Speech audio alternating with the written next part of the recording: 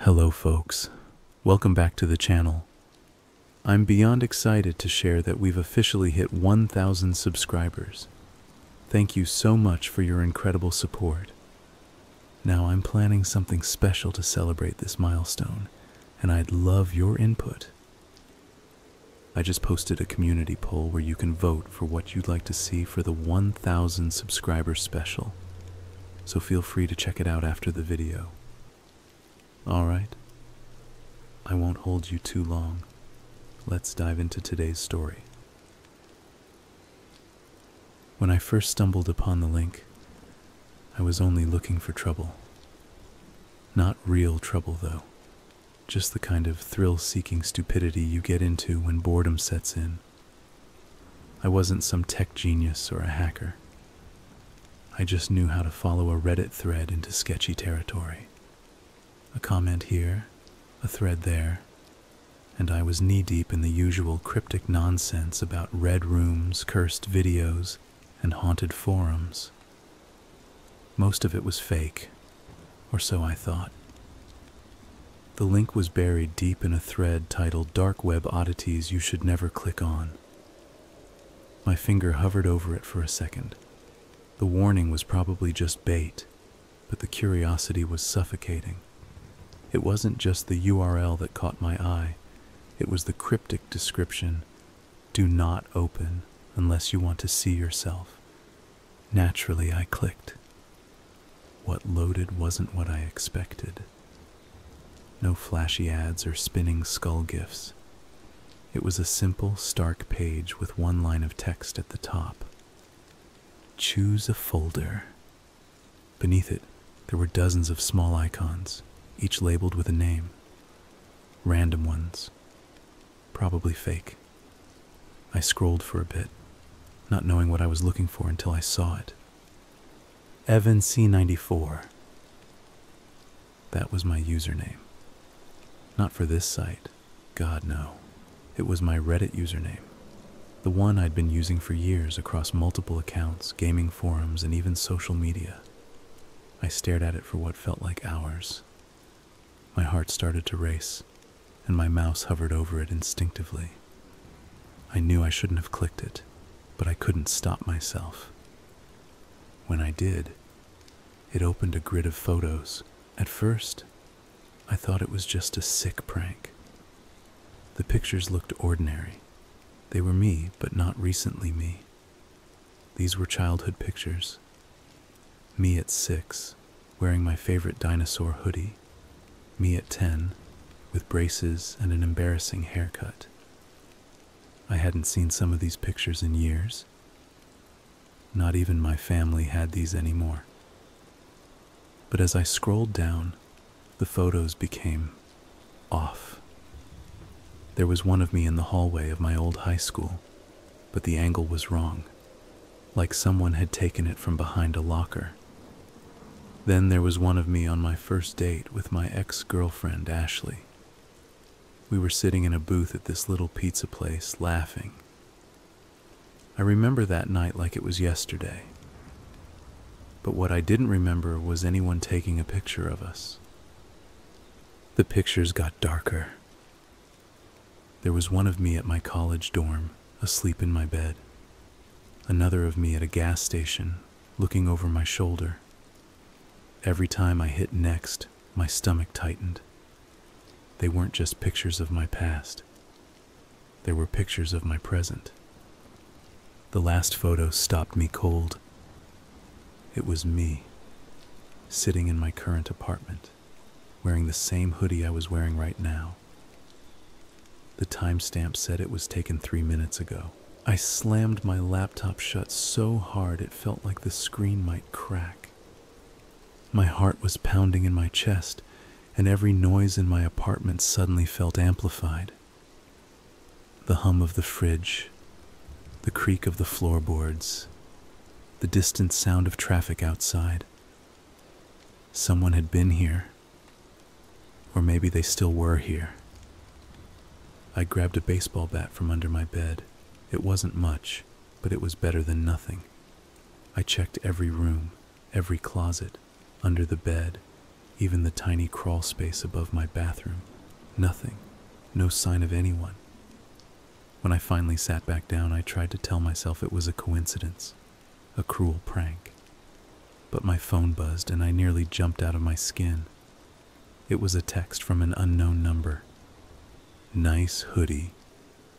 Keep scrolling. Against every ounce of common sense, I opened the laptop again. The folder was still there, but now there was a new photo. It was a picture of my best friend Tyler, standing outside my apartment building, holding 2 coffees. The timestamp said 1 minute ago. I bolted to the window. My hands were trembling so badly I almost ripped the blinds off the frame.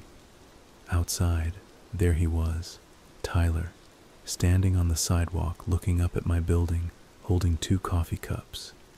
He had that stupid smirk on his face, the one he always wore when he thought he was surprising me. But my blood ran cold. Someone had taken his picture before I even saw him.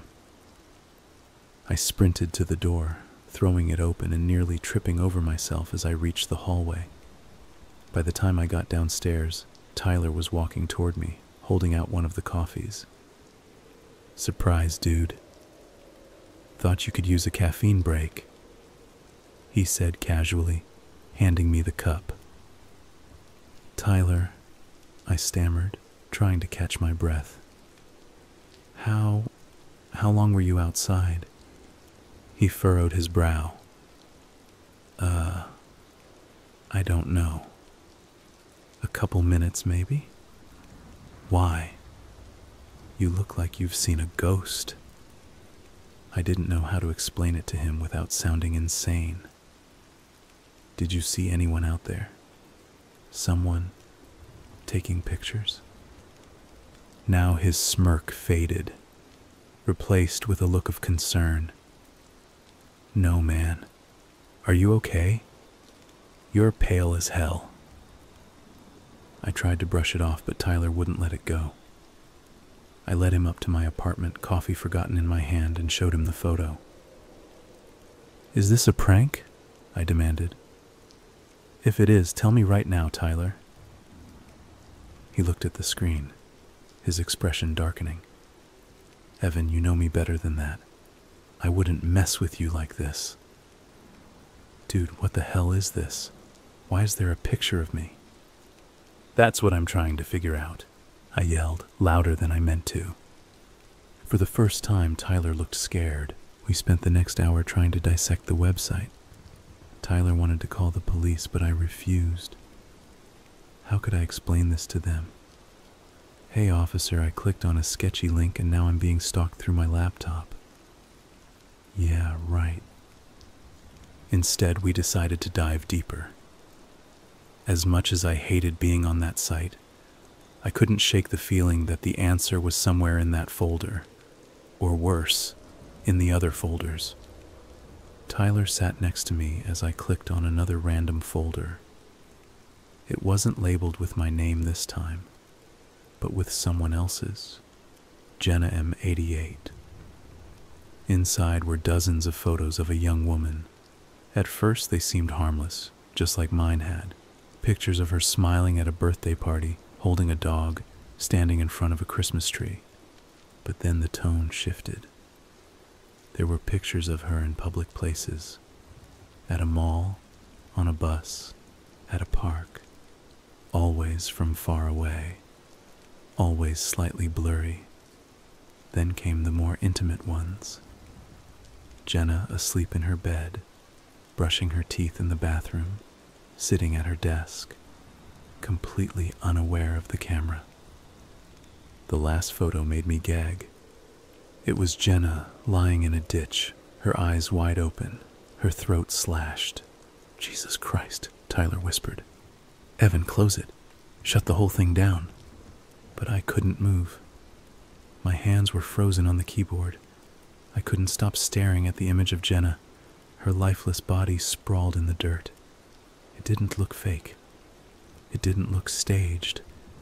It looked real. A new message popped up at the top of the screen. "Curiosity is dangerous, Evan." Tyler grabbed my arm.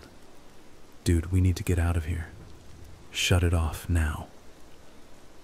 But before I could, the site refreshed itself. A new folder appeared right at the top of the list. Tyler J. 97. Nope, Tyler said, standing up and backing away. All right, I'm out. This is too much. Tyler, wait, I said, grabbing his arm. If this thing is real, if it's tracking us, don't you want to know what's in there? No, Evan, I don't. But I couldn't stop myself. I clicked on the folder, ignoring Tyler's protests. The first photo was of Tyler at work, sitting at his desk. The next was of him on a hike we'd gone on last summer. The third was of him standing in my hallway from just a few minutes ago. The final image froze my blood. It was Tyler, tied to a chair, blood dripping down his face. The timestamp said, tomorrow, 3 a.m. Tyler was furious, pacing my apartment and muttering curses under his breath. I couldn't blame him. How do you process something like this? I spent hours scouring the website, trying to understand how it worked. Was it some kind of sick game? A scam? Or was it really predicting deaths? Tyler wanted to leave, but I begged him to stay the night. You saw what happened to Jenna, I said. What if leaving makes it worse? Reluctantly, he agreed. At 2:50 a.m., we were both wide awake, sitting in my living room with every light in the apartment turned on. The tension was suffocating. At exactly 3 a.m., there was a knock at the door. The knock echoed through the apartment like a gunshot, breaking the tense silence between Tyler and me. We froze, staring at the door. Don't answer it, Tyler whispered, his voice trembling. I nodded. I wasn't planning to. But then the knocking came again, louder, more insistent. It wasn't just someone casually dropping by. Whoever was out there wanted in. Who is it? I called out, trying to sound braver than I felt. No answer. Evan, this is bad, Tyler hissed. They know we're in here. I grabbed my phone, ready to call the police. But just as I unlocked the screen, a new message popped up. It wasn't a text. It wasn't even a notification. The message just appeared, hovering over the lock screen like a glitch. Answer the door, Evan. You're running out of time. My stomach churned. Tyler, they're in my phone. What the hell are you talking about? Before I could explain, my laptop, which had been sitting closed on the coffee table, lit up with a bright white screen. Words scrawled across it in real time, as if someone were typing directly into my nightmare. Tick-tock, Evan. Open the door or Tyler pays early. We didn't know what to do. Tyler grabbed a chair and wedged it under the doorknob, his hand shaking so badly I thought he might drop it.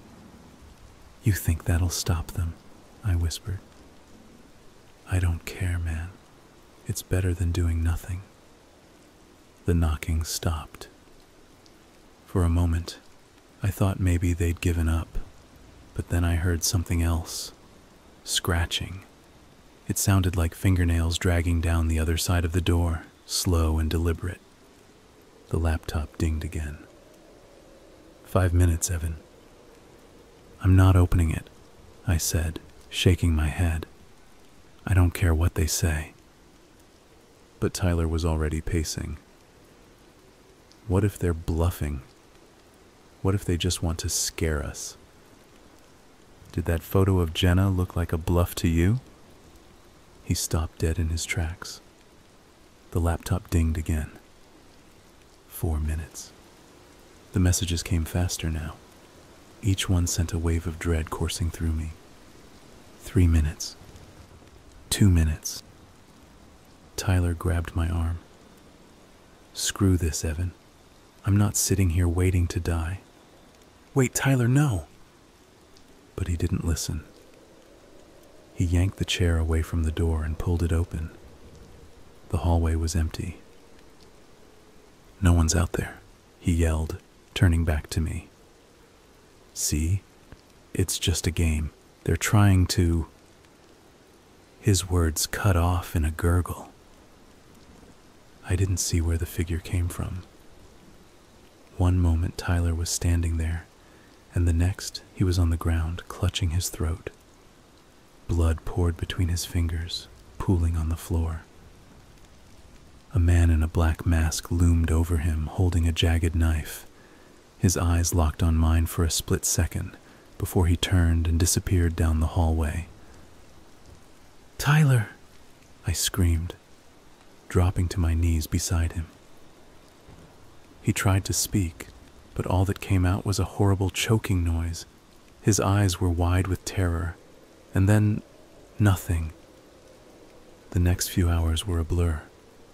I called the police, but by the time they arrived, the masked man was long gone. They questioned me for hours, asking how Tyler had gotten hurt, why someone would want to kill him. I couldn't tell them the truth. How could I explain the photo album, the countdown, the messages? They'd think I was crazy, or worse, complicit. So I told them I didn't know who did it. When they finally left, I was alone. The silence in my apartment was deafening. Tyler's blood was still on the floor, a gruesome reminder of what had happened. The laptop dinged again. I didn't want to look, but I couldn't stop myself. The screen lit up, displaying a single line of text. One down. Who's next? I couldn't stay in the apartment. Every corner of it felt haunted by what had happened.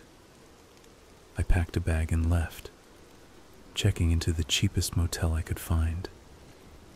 But the messages followed me. My phone vibrated constantly with notifications from an unknown number. The laptop I had left behind was somehow replaced by another in my motel room. This time there was a new folder on the screen, Evan M93. I didn't open it. I couldn't. Instead, I smashed the laptop, hoping to sever whatever connection they had to me. But deep down, I knew it wouldn't matter. The next few days were a nightmare. Everywhere I went, I felt like I was being watched. Strangers in the street seemed to linger just a little too long. Cars idling at intersections felt like they were waiting for me. I tried to stay off the internet, but it didn't help. I started getting messages on the motel's landline. "You can't run forever, Evan. We're always watching." I realized I was being hunted. I didn't think it was possible, but I managed to escape. I left my city, changed my name, and started over in a small town where no one knew me. But I'm not okay. Every time I see a camera, I wonder if it's them. Every time I hear a knock at the door, my heart stops. And I think about Tyler. He didn't deserve what happened to him. None of this would have happened if I hadn't been so stupid, clicking on that link. I can't help but wonder how many others didn't escape. How many other folders are out there waiting to claim their next victim? And how long before they find me again?